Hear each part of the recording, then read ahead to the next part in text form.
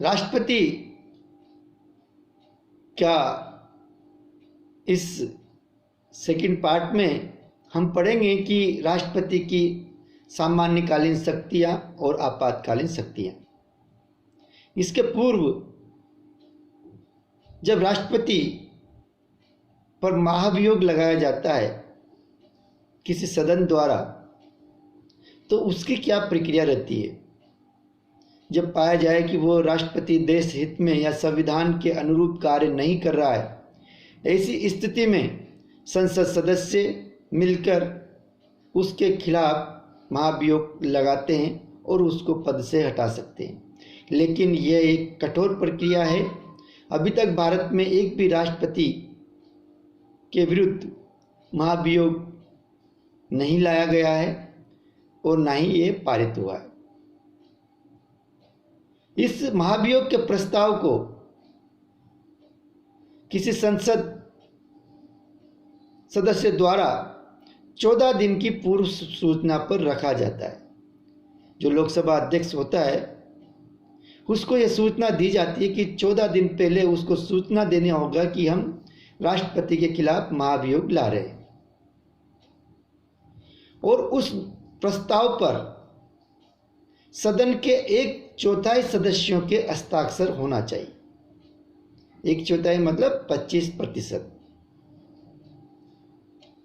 और तब जब 1/4 सदस्य उस पर हस्ताक्षर कर देते हैं, 14 दिन पूर्व सूचना देते हैं, तो बहुमत के द्वारा राष्ट्रपति को हटाने की प्रक्रिया शुरू होती है।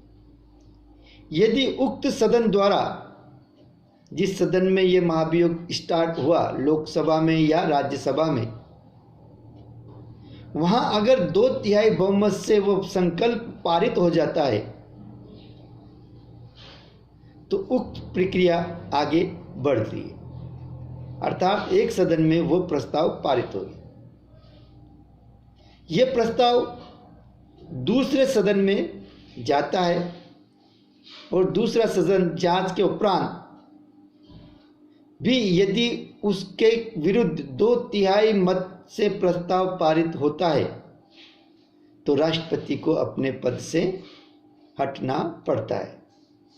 अर्थात स्पष्ट है कि महाभियोग की प्रणाली में लोकसभा या राज्यसभा किसी में भी शुरू की जा सकती है, लेकिन आवश्यक है कि वो प्रस्ताव 14 दिन पहले प्रस्तुत करना होगा और उस पर उस सदन के 1/4 सदस्यों के हस्ताक्षर होंगे, जब जाके वो प्रस्ताव लाया जाता है। उसके बाद उस सदन के द्वारा 2/3 बहुमत से उसको पारित किया जाए। पारित होने के पश्चात वो दूसरे सदन में जाएगा और दूसरा सदन भी यदि उसे 2/3 बहुमत से पारित कर दे, 2/3 मतलब 66% पारित कर दे, तो राष्ट्रपति को अपने पद से हटना होता है। नेक्स्ट है राष्ट्रपति की कार्य और शक्तियां। राष्ट्रपति की 2 प्रकार की शक्तियां हैं, सामान्यकालीन शक्तियां एवं आपातकालीन शक्तियां। सामान्य काल में वह क्या क्या कार्य करता है उसका है। कार्यपालिका संबंधी शक्तियां, उसका भी हम कई भागों में करेंगे। कार्यपालिका शक्तियां, व्यवस्थापिका संबंधी शक्तियां, न्यायपालिका संबंधी शक्तियां, वित्तीय शक्तियां। और आपातकाल के भी 3 पार्ट हैं। बाह्य आक्रमण के समय शक्तियां, आर्टिकल 352, आंतरिक अशांति के समय शक्तियां, आर्टिकल 356, और वित्तीय आपात, आर्टिकल 360 के तहत आपातकालीन शक्तियों का भी राष्ट्रपति प्रयोग करता है। तो शुरू कर रहे हैं हम सामान्यकालीन शक्तियों में। पहला चरण कार्यपालिका शक्तियां। जैसा कि पूर्व में बताया गया कि आर्टिकल 53 के अनुसार पूरे भारत संघ की कार्यपालिका शक्तियां राष्ट्रपति में निहित होती है। अर्थात 19 अनुच्छेद 74 के अनुसार उसे इस कार्य के संपादन में सहायता और मंत्रणा देने के लिए एक मंत्री परिषद होगी। अनुच्छेद 77 के अनुसार भारत सरकार के समस्त प्रशासन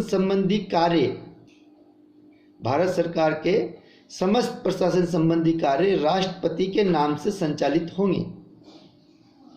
राष्ट्रपति द्वारा प्रधानमंत्री व अन्य संघीय मंत्रियों, राज्यपालों, महाधिवक्ता, सीएजी यानी controller of auditor general, supreme court और हाई कोर्ट के न्यायाधीश, राजदूत, वित्त, योजना, निर्वाचन और भाषा आयोग के सदस्यों की नियुक्ति करता है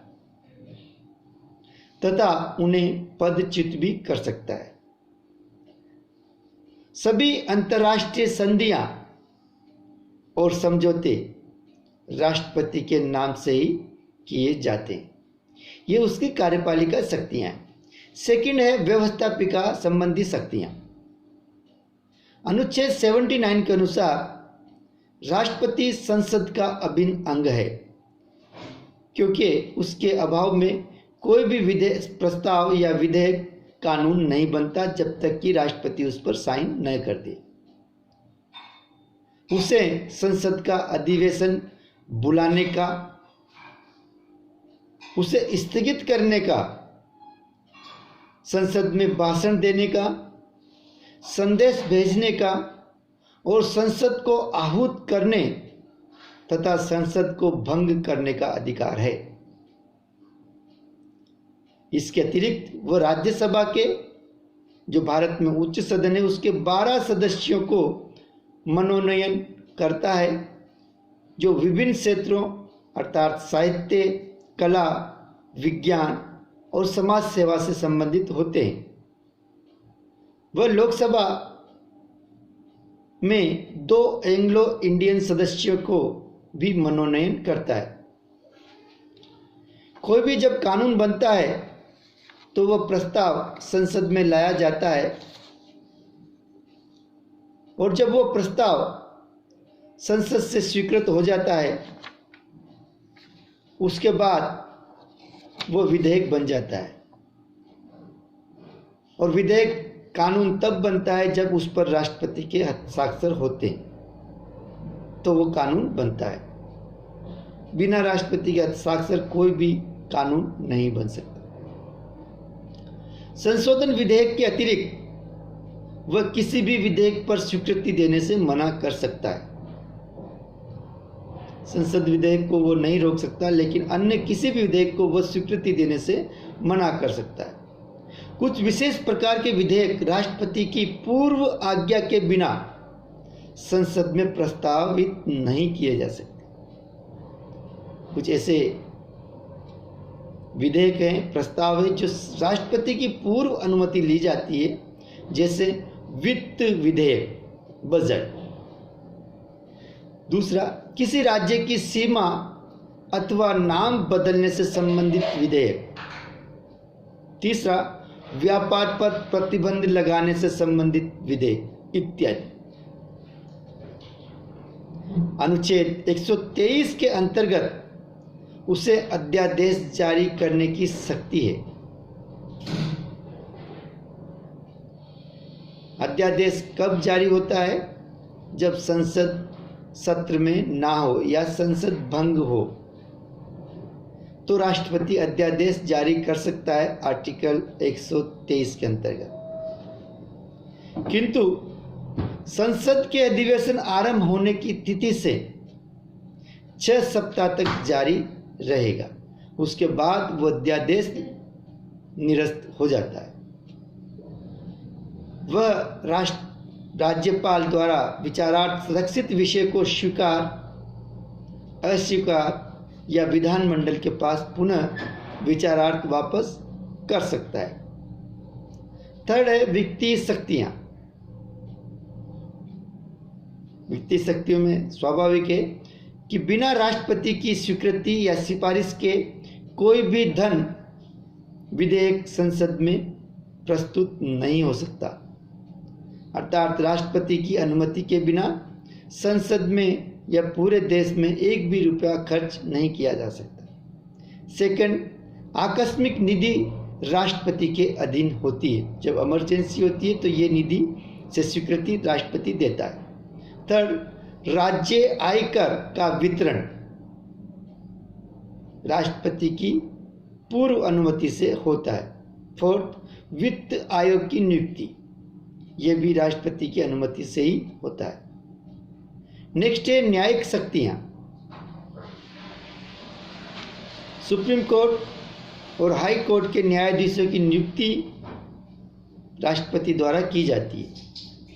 इसके अतिरिक्त संसद के दोनों सदनों की प्रार्थना पर उन्हें पद से हटाया जा सकता है।